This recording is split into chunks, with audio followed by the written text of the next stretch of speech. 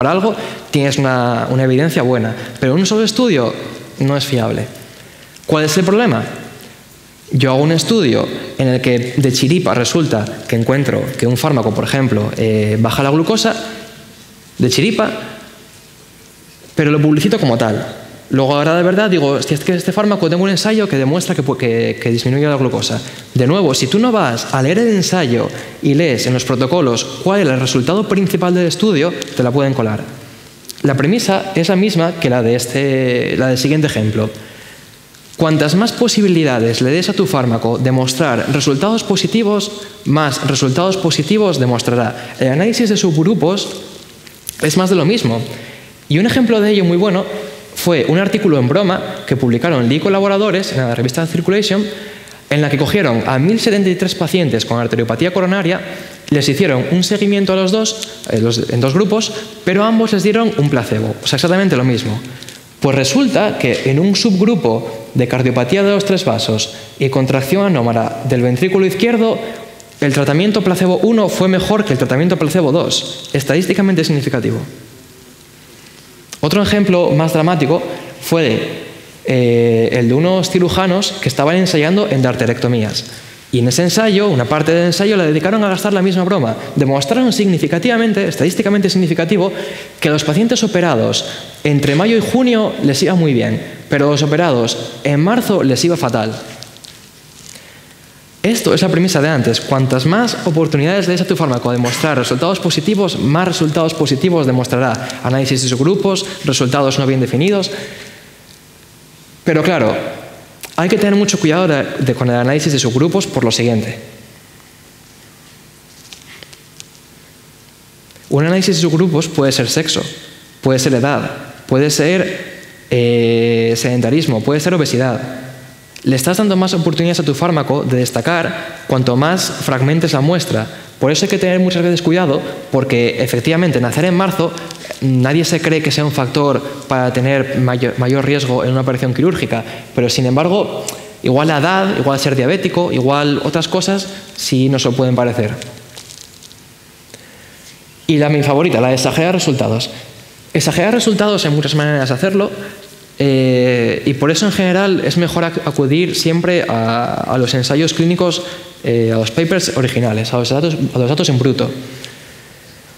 Y voy a poner un ejemplo bastante reciente sobre la rosuvastatina. Se hizo un ensayo llamado ensayo Júpiter en el que se trató de demostrar si la rosuvastatina, una estatina, que son fármacos muy habituales, servía para prevenir infarto de miocardio, bueno, en definitiva, eventos cardiovasculares en gente con poca probabilidad de padecer un evento cardiovascular. Los resultados fueron un 54% menos de infartos de miocardio, un 48% menos de apoplejías, de ictus, y un 46% menos de necesidades de bypass. Repito, un fármaco que se daba a pacientes con baja probabilidad de padecer un evento cardiovascular. Esto salió publicado en la prensa, lo tenéis todavía en internet, Express no sé cuántos, por Laura Holland. Y aquí vienen los resultados, como os acabo de señalar, ¿no? Un 54% menos, un tal, cual. Vale. Los resultados en cifras absolutas son que del grupo medicado con rosuvastatina, de 100 murieron 0,17 y con placebo de 100, 0,37.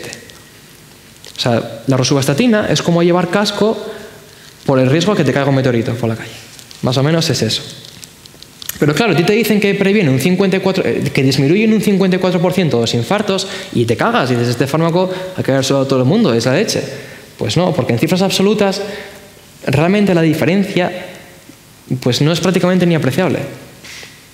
Pero claro, estadísticamente sí. Y mira, ya que está aquí el decano y el otro día decía que igual nuestro control sobre nuestra conducta está un poco sobrevalorado, yo encontré un ensayo que no iba a poner, pero al final me decidí a ponerlo, que era que un estudio demostró que los pacientes son más proclives a aceptar tratamientos cuando tú les comunicas el beneficio con términos relativos de reducción de riesgo. Es decir, cuando tú le dices a un paciente, pues con este fármaco tienes un 54% menos de padecer tal cosa. Estos son los psicólogos americanos, que son la leche, y descubren que asimilamos muy bien el tema de los porcentajes y que nos acuerdan siempre. Vaya.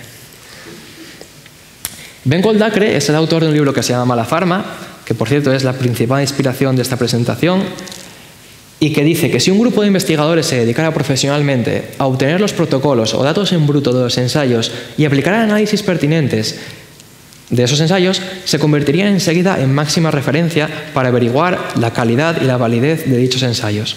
El gran problema de esto no es que no haya...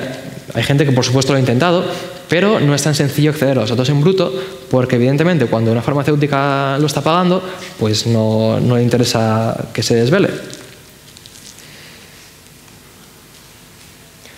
Y finalmente, una vez que ya tenemos el fármaco en el mercado, una vez que ya hemos demostrado que sirve para algo, lo que nos interesa es que los médicos lo conozcan y lo receten.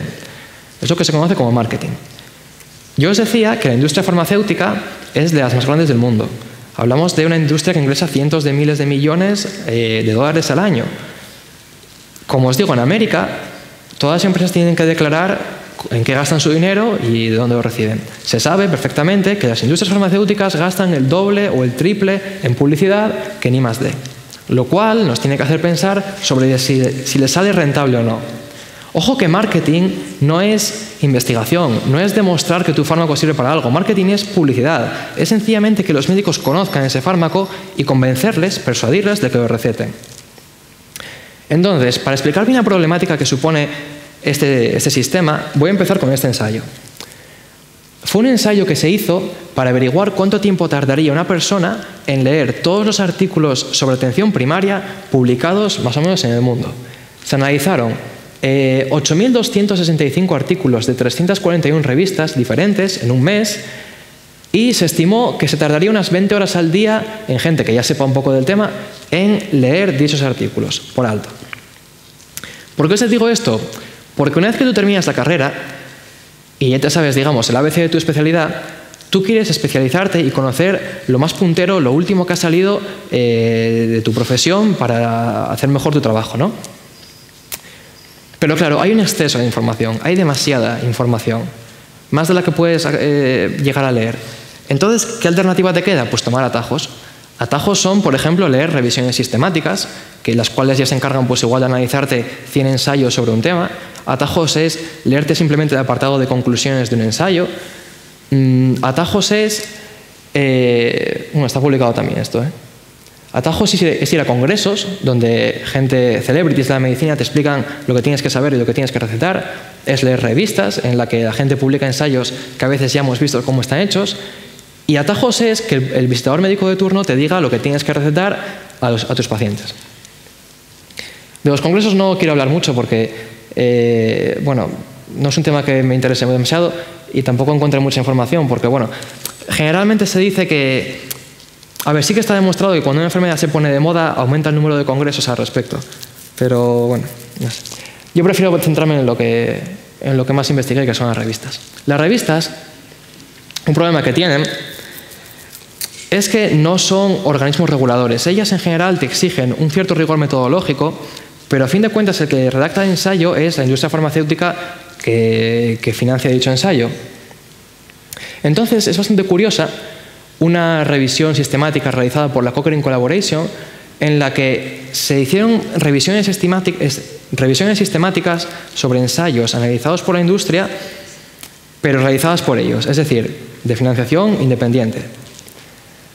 Lo curioso fue que, aun analizando los mismos datos que las industrias farmacéuticas, sus revisiones sistemáticas no tendían a recomendar tan alegremente los tratamientos. De hecho, incluso llegaban a discrepar.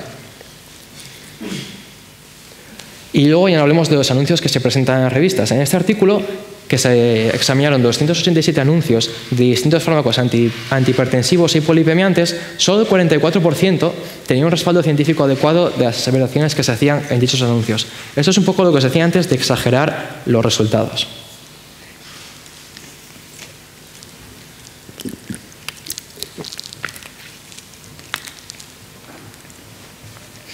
Y aquí tengo las conclusiones de un trabajo que básicamente lo que viene a decir es que los mensajes económicos, los anuncios sobre prescripción de fármacos en las revistas líderes están aumentando y que todos los profesionales pues deberíamos estar al tanto de este evento, principalmente pues para lo que viene siendo toda esta presentación, que es para que no nos la cuelen. Y luego otra cosa de la que quería hablar era de los visitadores médicos y detenerme un poquito más aquí. Porque, claro, cuando un vendedor viene a tu puerta vendiéndote un seguro, prácticamente ni le escuchas, ¿no? Le cierras la puerta porque ya sabes a lo que viene y no te lo planteas. Pero cuando viene un visitador médico, en general los médicos tienden a recibirles y tienden a hablar con ellos y a escucharles y tal. Y muchos dicen que no influyen sobre ellos, que no influye sobre su decisión de prescripción que un señor venga todas las semanas a decirte, oye, mira lo que te ofrezco. Para empezar, eso es mentira. Es mentira porque se hizo una revisión, esto es una revisión sistemática sobre 20 y tantos ensayos que se hizo sobre este tema, y en más de la mitad de los ensayos quedaba patente que los médicos que reciben asiduamente a visitadores médicos prescriben más fármacos, prescriben fármacos más caros y en general de peor calidad. La problemática que presenta, en mi opinión, y esto ya es más personal, es que la gente piensa que la publicidad es persuasión o coacción incluso. Hay gente que piensa que en un anuncio te dicen tienes que comprar mi móvil porque es mejor, es más guay y vas a mover más. Y tú dices, vale, lo compro. La publicidad en general no siempre funciona así. Yo en cuarto de ESO tuve un profesor muy bueno de audiovisuales que le molaba muchísimo todo el tema este de la publicidad y de las pelis y de utilizar el lenguaje audiovisual. Se llamaba Pablo como yo, además, y está casado con una cirujana de aquí de Luca. Y me enseñó mucho de publicidad. Y él siempre me ponía, por ejemplo, de los anuncios de los coches. Él decía, por ejemplo, que un anuncio de Dacia Logan no te vende un coche.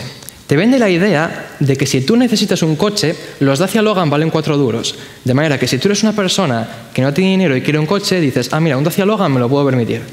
Un BMW no te anuncia los coches como que son baratos, que sería un buen truco, ¿no?, de venta al público. BMW lo que te vende es lo contrario, es que sus coches son caros.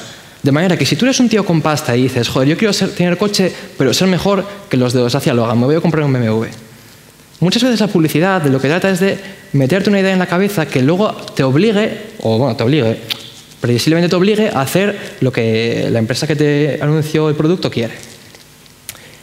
Los visitadores médicos no te coaccionan a que recetes un fármaco, tampoco te persuaden muchas veces. Yo he visto visitadores médicos llegar a un médico y decirle, mira, tengo este fármaco nuevo tal y cual, oye, ¿qué tal la familia? ¿Cómo te va? ¿Qué haces? ¿Qué necesitas? Los visitadores médicos, su estrategia para que tú prescribas sus fármacos es generar un sentimiento de deuda. De deuda hacia él porque es una persona que conoces, que llevas muchos años viendo todas las semanas, que te conoce a ti también. Y claro, cuando una persona que ya es amiga tuya, por ejemplo, te dice, oye, ¿me das un euro para tomar un café? Pues te cuesta más decírselo que si se lo dices a una persona que no conoces de nada.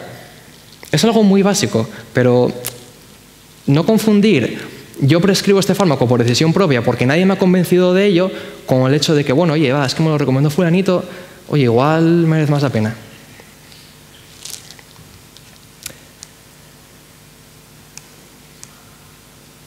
Bueno, y esto nada, hablar de la publicidad que entregan, que básicamente lo que os decía antes, avalada científicamente, pues lo justo. Conclusiones finales del trabajo.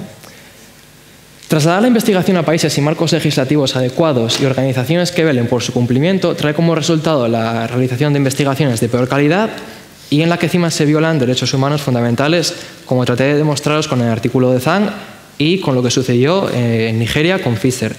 Que lo cierto es que en África, en Internet, hay miles de historias de atropellos como este. No son excepcionales. Que la no publicación de ensayos clínicos es un problema actual, bueno, realmente como todo, que hace que tengamos acceso únicamente a una parte seleccionada de la evidencia que avala la eficacia de los medicamentos que después daremos a nuestros pacientes. Que existen numerosas formas de realizar, de hacer un ensayo, de interpretarlo estadísticamente y de presentarlo los resultados. Y que a pesar de la existencia de organismos reguladores, aún se siguen publicando ensayos que no siguen pues, una correcta metodología en todo este proceso, lo cual en parte viene producido por el hecho de que hay cada día cientos de ensayos. Que el acceso a la información resumida es fundamental para el médico actual porque hemos visto que hay tal avalancha de ensayos diariamente que si queremos estar un poco al día pues no podemos leerlos todos, tenemos que acudir a resúmenes y sin embargo la inexistencia de filtros adecuados en el proceso de resumen hace que cuanto más alejados estemos de los datos en bruto del ensayo, más riesgo hay de que por el medio se hayan omitido efectos secundarios, exagerado beneficios, etc. Que los visitadores médicos son vendedores, no son ni nuestros amigos, ni nuestros colegas científicos, ni nada de eso. Que que su estrategia no es la coacción ni la persuasión, su estrategia es el sentimiento de deuda hacia ellos y que su influencia está demostrada y redunda en mayor número de prescripciones de medicamentos a mayor coste. Y finalmente, lo más importante de la charla, que como futuros profesionales de la medicina tenemos el deber de contrastar al máximo la información que recibimos, porque todo esto que hemos hablado aquí en un congreso sentados muy académicamente, en realidad no es una coyuntura académica, es una coyuntura que tiene impacto sobre la salud de las personas y sobre la economía del país, porque a fin de cuentas el gasto sanitario lo viene financiando el Estado, que al final somos todos. Y eso es todo.